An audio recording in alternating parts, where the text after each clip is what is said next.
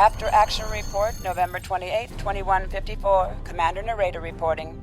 Today is a Terran holiday called Thanksgiving, and after today's events, I'm inclined to start celebrating it. Large flightless bird and all. It started when the Nakul extracted Dr. Eric Soong from prison. It seems they wanted him to devise augmentations for them. One of our agents tried to recover Soong, but wound up getting captured.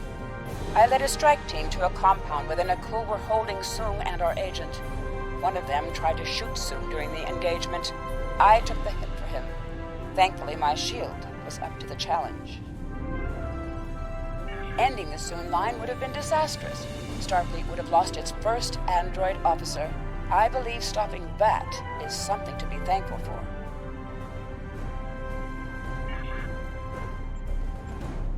After Action Report, Stardate 9528.1, Commander Narrator reporting.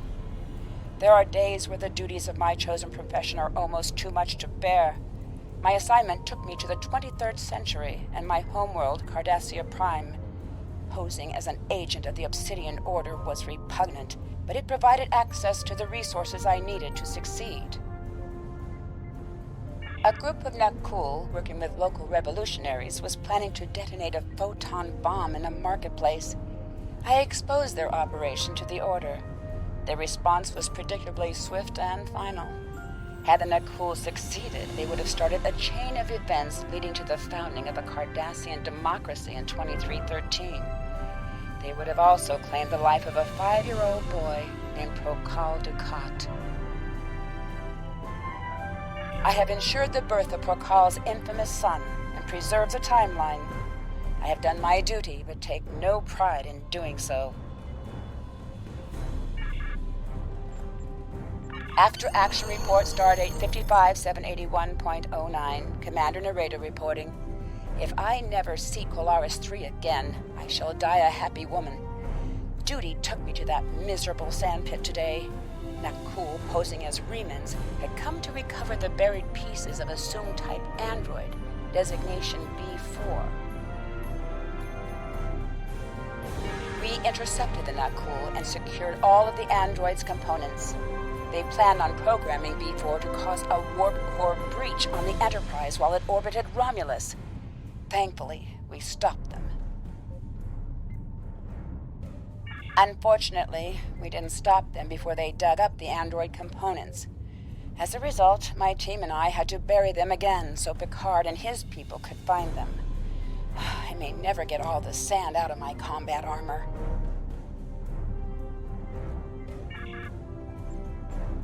After Action Report, Stardate 46853.5, Commander Narrator reporting. I've just enjoyed an interesting visit to Terok Nor, or rather, Deep Space Nine. Our intel suggested that the Nakul were going to assassinate Sisko, and in a most unusual fashion, death by holosuite.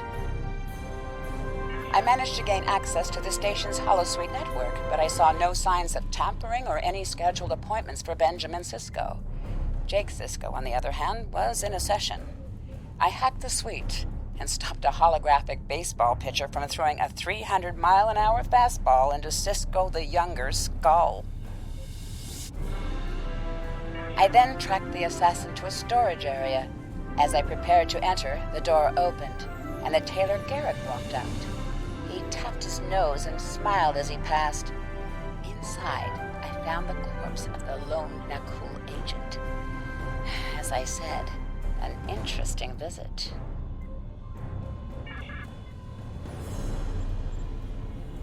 After Action Report, Stardate 49427, Commander Narrator reporting. Death has tried to claim me in many ways. Today's attempt was particularly novel. Command sent me to deal with a plot to destroy the USS Voyager.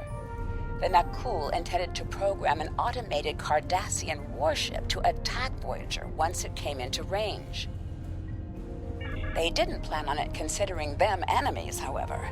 It killed the Nakul, and when I arrived, it tried to kill me too. It seems that this dreadnought had been reprogrammed with a vigorous dislike of Cardassians. I managed to escape, although leaving it there for Voyager to deal with was difficult. I greatly dislike being shot at, especially by an idiotic robot starship.